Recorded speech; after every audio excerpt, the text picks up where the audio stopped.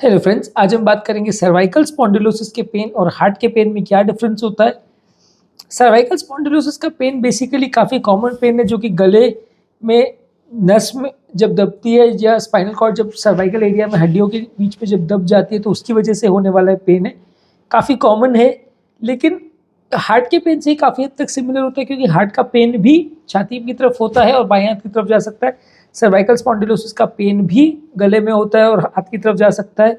इनमें डिफ्रेंशिएट कैसे करें और क्यों ये डिफ्रेंशिएशन इंपॉर्टेंट है, आज इस बारे में बात करेंगे।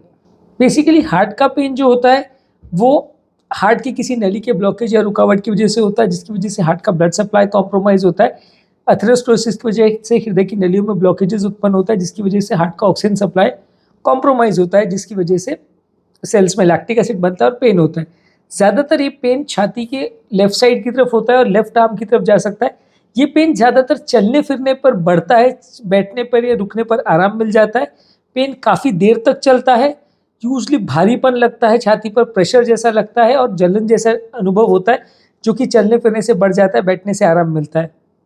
ज़्यादातर ये पेन फिजिकल एक्सर्शन करने में, बहुत ज़्यादा मेंटल स्ट्रेस लेने में और ठंड के मौसम में ठंड से ज़्यादा एक्सपोजर होने पर बढ़ जाता है। रेस्ट लेने पर या नाइट्रोग्लिसरीन की टैबलेट ज़बान के नीचे रखने पर ये पेन कुछ हद तक रिलीव हो जाता है। ज़्यादातर ये पेन के साथ चलने पर सांस फूलना, चलने में घबराहट, बेचैनी होना, चलने में धड़कन बढ़ जाना, इस तरह के फीचर साथ में हो सकते हैं। साथ में पेशेंट को चक्कर आना, कमजोरी होना, नोजिया, वॉमिटिंग यानी उल्टी जैसा लगना, इस तरह के फीचर्स हो सकते हैं। ज़्यादातर ये पेन जो है 5 मिनट से लेकर आधे घंटे तक ज़्यादातर अनस्टेबल एंजाइना का पेन होता है।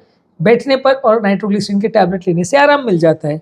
जबकि सर्वाइकल स्पॉन्डिलोसिस का जो पेन है वो गर्दन मूवमेंट करने से ज़्यादातर बढ़ता है, लेफ्ट हैंड की तरफ जाता है। ज़्यादातर साथ में लोगों को झुंझुनी भी होती है लेफ्ट हैंड में, और ये पेन चलने फिरने से नहीं बढ़ता, लेकिन हाँ गर्दन की मूवमेंट करने से बढ़ता है। ज़्यादातर ये पेन में डल एकिंग पेन होता है, इसमें जलन नहीं होता, लेकिन बाएं हाथ में न्यूरोपैथिक पेन जैसे जलन जैसी होती है। छाती में जो एसिडिटी जैसा जलन होता है हार्ट के पेन में, वो थोड़ा इससे अलग तरीके का होता है। ज़्यादातर ये पेन गर्दन की मूवमेंट से बढ़ता है और गर्दन का मूवमेंट अगर कम कर दे तो रिलीफ मिल जाता है। फिजियोथेरेपी वगैरह करने से आराम मिलता है, रेस्ट लेने से इसमें आराम मिलता है। जबकि हार्ट के पेन में अगर आप चल रहे हो तो बढ़ जाता है और बैठने से या रुक जाते हो तो इसमें आराम मिलता है। तो ये डिफरेंस जो है कंपेरेटिवली सर्वाइकल पेन को हार्ट के पेन से डिफ्रेंशिएट कर सकता है। इसके अलावा सर्वाइकल पेन में आपको चलने फिरने में सांस फूलना, धड़कन बढ़ना, पैल्पिटेशंस होना या हार्ट अटैक जैसे सिम्टम्स हो रहे हैं कि सडन घबराहट, पसीना वगैरह हो रहा है, इस तरह के फीचर्स नहीं होते हैं। सर्वाइकल स्पॉन्डिलोसिस में ज़्यादातर गर्दन में स्पाइन के दबने की या इस तरह की बीमारियों की हिस्ट्री होती है। ज़्यादातर ये पेन कई हफ्तों तक, कई महीनों तक चल सकता है, जबकि हार्ट का पेन का स्पेसिफिक टाइम ड्यूरेशन लिमिटेड होता है। सर्वाइकल स्पॉन्डिलोसिस की पेन के साथ हाथ में कमजोरी भी लग सकती है, सुनपना भी लग सकता है, पाँव में भी कमजोरी हो सकती है, लॉस ऑफ बैलेंस हो सकता है, कोऑर्डिनेशन में भी तकलीफ हो सकती है, चलने फिरने में भी दिक्कत आ सकती है। ये सारे फीचर्स जो है हार्ट के पेन में यूजली डिफ्रेंशिएट करने में मदद करते हैं। अगर हम टिपिकल पॉइंट्स की बात करें तो सर्वाइकल का पेन जो है गले में और हाथ की तरफ जाएगा। हार्ट का पेन ज़्यादातर छाती में होगा, थोड़ा बहुत हाथ की तरफ जा सकता है। हार्ट का पेन यूजली भारीपन लगेगा, बेचैनी जैसे लगेगा, जबकि सर्वाइकल का पेन मस्कुलर टाइप का पेन होगा, डल एकिंग टाइप मसल पेन होगा। हार्ट का पेन चलने फिरने पर बढ़ेगा, बैठने से आराम मिलेगा, इमोशनल स्ट्रेस या फिजिकल स्ट्रेस से या ठंड के मौसम में बढ़ जाएगा। जबकि सर्वाइकल का पेन नेक मूवमेंट से बढ़ेगा और नेक मूवमेंट कम कर देंगे तो अपने आप कम हो जाएगा।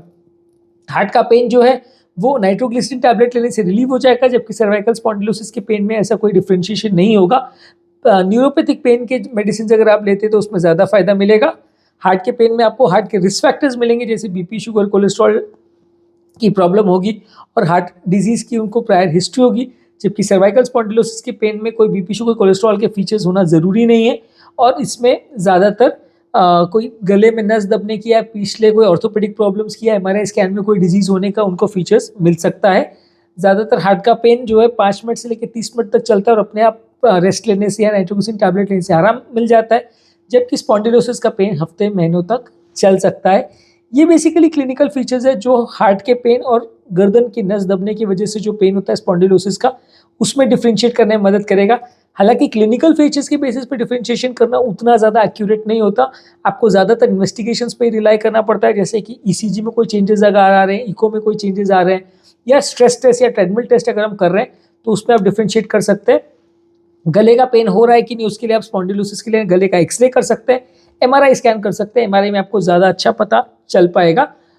इसको ट्रीटमेंट करने के लिए हार्ट के पेन में अगर हार्ट का कोई ब्लॉकेज है तो वो आप उसको ट्रीट करेंगे, उसमें कोई ब्लॉकेज में खून पतला करने की दवा देंगे, कोलेस्ट्रॉल कम करने की दवा देंगे, बीटा ब्लॉकर्स देंगे और कार्डियक एंटी एंजाइनल मेडिसिन देंगे तो पेशेंट को फायदा मिलेगा।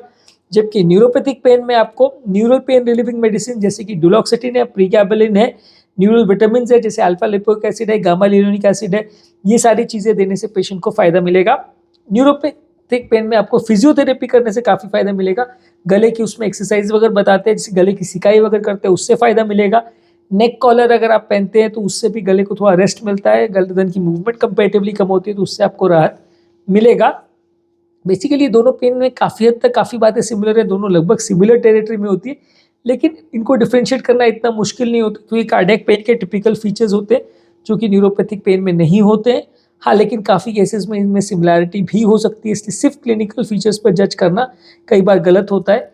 जहाँ पे भी आपको सिग्निफिकेंट डाउट लग रहा है या सिग्निफिकेंट ओवरलैप लग रहा है कि इसमें हार्ट का प्रॉब्लम हो सकता है, वहाँ पे हार्ट के लिए डिटेल इवैल्यूएशन एटलीस्ट एक ट्रेडमिल टेस्ट तो कर लेना चाहिए।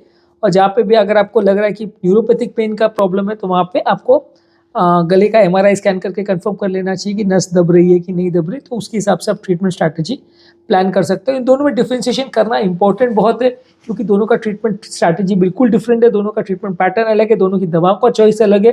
और अगर आप किसी भी स्टेज में गलती करते हो तो आपको लॉन्ग टर्म प्रॉब्लम्स होने का चांस हो सकता है, खासकर हार्ट के पेन में। सर्वाइकल स्पॉन्डिलोसिस का पेन यूजली इतना जल्दी नहीं बिगड़ेगा और पेशेंट ऐसा नहीं होगा कि उसमें तुरंत मृत्यु हो जाएगी। हाँ, ये है कि गर्दन की नस ज़्यादा दब जाएगी तो पैरालिसिस वगैरह का प्रॉब्लम हो सकता है पेशेंट को, बहुत सीवियर अगर हो तो।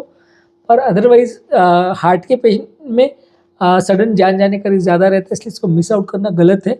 ऐसे पेन में आपको बेटर होता है कि अगर जरा भी डाउटफुल है तो एंजियोग्राफी करके कंफर्म कर लीजिए कि आपको प्रॉब्लम है कि नहीं, और उसके बाद ट्रीटमेंट स्ट्रैटेजी प्लान करें। अगर पेशेंट ट्रेडमिल वगैरह नहीं करना चाहता है और रिस्क फैक्टर्स भी नहीं है तो कुछ दिन आप दवा का ट्रायल देके देख सकते हो कि रिस्पॉन्ड कर रहा है कि नहीं। अगर सिग्निफिकेंट रिस्पॉन्स आ रहा है तो दवा पर आप चला सकते हैं काम। और अगर जहाँ ज़्यादा डाउटफुल केस है और जहाँ रिस्क फैक्टर्स बहुत सारे हैं तो वहाँ पे बेटर होगा कि स्ट्रेस टेस्ट या एंजियो करके इवैल्यूएट कर लें कि पेशेंट को कौन से टाइप का पेन है, हार्ट का पेन है या सर्वाइकल स्पॉन्डिलोसिस का पेन है। तो आज के टॉपिक में हमने बात की हार्ट के पेन और सर्वाइकल स्पॉन्डिलोसिस के पेन में डिफ्रेंशिएशन के बारे में। जो लोग हमारे चैनल पे नए हैं उन्हें रिक्वेस्ट करूँगा कि चैनल को सब्सक्राइब करें। जो लोग शॉर्ट में कंटेंट देखना चाहते हैं उनके लिए रेगुलर बेस पे हम यूट्यूब शॉर्ट्स अपलोड कर रहे हैं जिसमें सारे टॉपिक का ब्रीफ समरी हम 1 मिनट में आपको देते हैं। इसको आप सोशल मीडिया ग्रुप्स में और फ्रेंड्स फैमिली रिलेटिव्स में शेयर कर सकते हैं। चैनल में कन्वीनियंस के लिए हमने सारे टॉपिक्स को प्लेलिस्ट में डिवाइड किया है, जैसे बीपी, शुगर, कोलेस्ट्रॉल के सबके प्लेलिस्ट बने हुए हैं।